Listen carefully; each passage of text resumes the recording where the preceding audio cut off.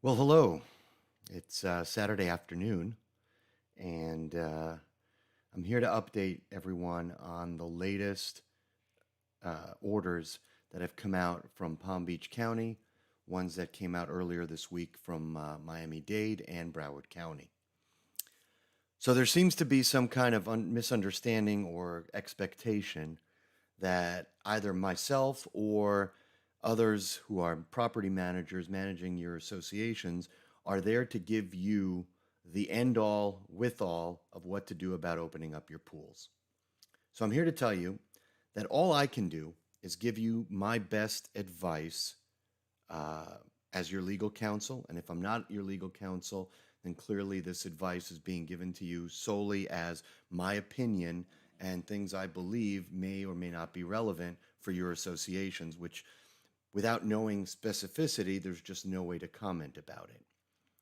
Ultimately, I think the person most uh, uh, adept in giving you the advice needed and what you're looking for is in conjunction with your property manager and you yourself as a board of directors. And what I mean by that is your property manager has the best oversight and overview of how your services are provided, what services are provided for your community, and how those services are provided. So, with that, you are still bound by, if you will, the ultimate decision, which is that of the board. So the board can't come in one day and say, listen, we took their advice of our property manager and reopened the pool. Property manager, I'm sure, will have a dozen emails and even double that in statements and conversations that'll say, look, I don't think it's a good idea. I'm going to do what you want me to do ultimately. You're instructing me, but I think you should wait. Same thing with me, by the way. I pride myself on being one of those attorneys who likes to give you the end all and with all what to do and how to do it, give you the options, give you the pros and cons, but ultimately weigh down on a position. If it were me, my position right now is not to open up the pools. I think it's too risky unless you can do two things. The first is to provide on site person security to ensure that people who are not social distancing and people who are not wearing their masks are removed. Two, that you provide at least janitorial services every hour to clean up and disinfect the pool. Okay? Without those services, you cannot sit here and let me tell you that, pardon me, my dog has decided to come and join us here today, that we're doing it from home. You cannot sit here from your desks or your tables at your respective associations and say, we're protecting our members. So let's get into the orders, then the latest order that came down from Palm Beach County. It's going to be order 28. Let's see here. Phase 3 reopenings. And basically, and I'm not going to reread the whole order, you're welcome to go get it. Or I can provide it for you. It's order number 2020-028. And what it basically says is after going through all the analysis of what the governor has done, it says all Phase 1 businesses in Palm Beach County were permitted to open subject to various executive and emergency orders requiring enhanced cleaning and hygiene protocols, facial covering, social distancing, and restricted operating hours.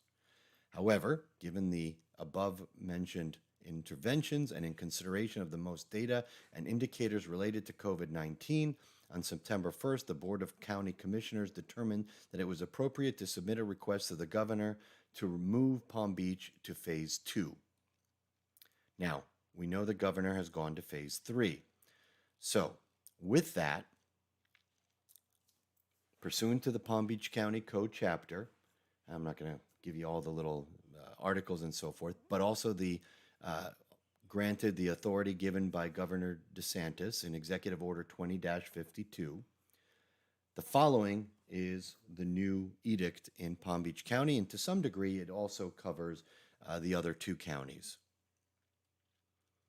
Notwithstanding the aforementioned repeal of prior orders, all individuals, and let's go through this carefully, businesses and establishments shall adhere to the requirements in Emergency Order 2020-012 facial covering, which include but are not limited to mandating the use of facial coverings in all businesses and establishments in private places where social distancing is not possible, in common areas within private communities accessible to more than one housing unit, and when utilizing the Palm Beach transit services and when accessing governmental buildings. Okay, so let's go back to those areas that talk about associations. Where public places where social distancing is not possible. Now, public place is not an association. When utilizing um, in common areas within private communities accessible to more than one housing unit. Well, that's a pool, that's a clubhouse, that's a gym. So there are not, Palm Beach County, and by the way, Miami-Dade has mandated facial coverings. They still want them everywhere. The only difference is now they will only cite you for not wearing it, as opposed to in the past where they would fine you because the governor suspended that. So it's very important to look at that and say, I still need to require people who are using, if they're going to open the pool, clubhouse, gym, common areas, common elements, homeowner, condo, co-op, lobbies, and so forth, to use a facial mask and to social distance. Now, most of these orders are really as to bars and restaurants because they are the hardest hit as a result of the pandemic. Social distancing requirement here under the order, notwithstanding the aforementioned repeal of prior orders and to the extent not in conflict with applicable law, all individuals, businesses, and establishments shall adhere to the applicable social distancing guidelines issued by the Centers for Disease Control and Prevention, the CDC. Okay, well, so now we've got to look at the CDC. Gets even better. Notwithstanding the aforementioned repeal of prior orders and to the extent not in conflict with the applicable law, all businesses and establishments shall adhere to enhanced cleaning protocols, such as those guidelines issued by the Centers for Disease Control Prevention, CDC, related to enhanced cleaning and disinfecting guidance for reopening. So what does that all mean? It means for your associations that have restroom cleaning 2, 3, 4 times a week, it's not enough. That's not an enhanced cleaning. Enhanced cleaning is every hour. Enhanced cleaning is as somebody uses it to have somebody come in there and clean after them. That's enhanced cleaning. Enhanced cleaning is not we do it once in a while, once every few days, and we leave the rest to the homeowners. Enhanced cleaning is not we bring back some of the pool furniture, the tables, the chairs, and we will wipe it down at the end of the day for the next day, or we wipe it down once a day. We wipe it down after everybody's use, and that's why when we don't want to have to do that, we don't bring it back, and we make people bring their own, their own furniture, tables, settings to be able to use that pool facility should you be opening that. So these orders and the reopening of the state is not, especially when you look at South Florida, pardon me, is not a wherewithal to just go back to normal living.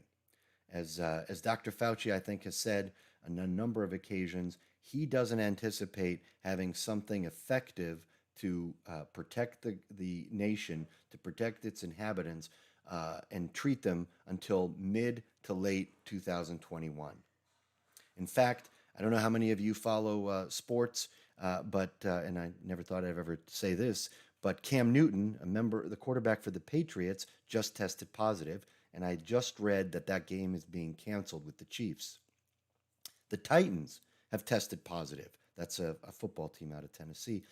They've tested positive. The game was canceled, and more of the players, excuse me, and personnel have tested positive. So you have a vast, of course, our president has tested positive. Members of his inner staff have tested positive. Another 3 or 4 senators have tested positive. This is not going away, folks. And putting people at risk because of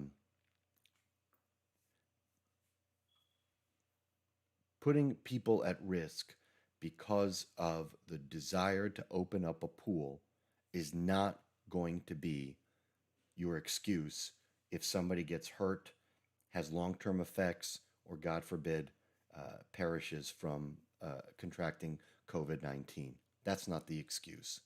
That won't work. That simply is not how this matter goes. This is going to go solely about solely on the issue of what you did and how you applied your budget, your funds to protect your members' health, welfare, and safety. Do you have a large bougainvillea, allotment of money, or hedges, or roses, or annuals, or whatever it is that your community likes to provide? If you do, why didn't you put that to the pool? Why didn't you hire somebody for 25, 30 bucks an hour to monitor social distancing, mask wearing? Why didn't you put in a janitorial service for $35, $40 an hour on the weekends and only open your pool up on the weekends? If you're willing to commit to those stringent and really all-encompassing focus on your reopenings, then go ahead and do so. Go ahead and do so. You've taken steps. You've balanced the costs and applied it in a way that gives your members an opportunity to safely as possible use your facilities. But for those of you who simply want to put up signs, and of course we know that waivers don't work, but those of you who simply want to put up signs and say you use it at your own risk, spray some disinfectant on the handles and do all that, I don't personally think it would defend well against a cause of action for somebody contracting it. You don't have to assume a risk to use an open facility at your association. You don't have to assume a risk to use the restrooms, which must be open if the pool is open. You don't assume a risk when a board decides that it's not worth special assessing its members an extra $20, $30, $50 a month for the next 6, 7 months so that this can work. That doesn't work. That's not how we look at these things. And that won't work that won't work well for you in defending a claim of action. So I implore you to look at this from a balancing standpoint, whether it's worth it or not, whether your members really, really want to go to the risk or not. And then if it is, then put in place 2 things: a monitor, security personnel, and a janitorial service. And if you can do that while the pool is open, then go ahead. Go ahead. It's a calculated risk at that point, but it's one that's manageable in my opinion. But if you can't do that, and if you're not willing to do that, then the alternative is to close your pools for the foreseeable future. Remember this, right? Not all of your amenities are used by everybody, yet all of your amenities are paid by everybody. So just because you live in an association and you don't get to use something doesn't mean you don't pay your assessments. Doesn't mean those pools don't need to operate and the pumps need to flow. Because if any one of those stop operational, you are looking at potential huge costs to bring them back online sometime in the future. So with that, I don't see any questions. Let me pose a little thing here. Are there any questions? Because I am happy to take them. If not, happy to take them through our website. I ask you to, of course, always look and click on the little bell to subscribe. It'll tell you when my podcasts are live. It'll also tell you when I drop a podcast. I'm also sending it by email so you're aware. I try to do a podcast, a video cast. I try to post on Twitter. I really try to keep all of you aware of everything that's going on. So you're welcome to use my YouTube channel or, of course, www.shirlawgroup.com/media will bring you to the page with all of these postings once they're done. With that, I wish you all the best and always good health. Thank you so much.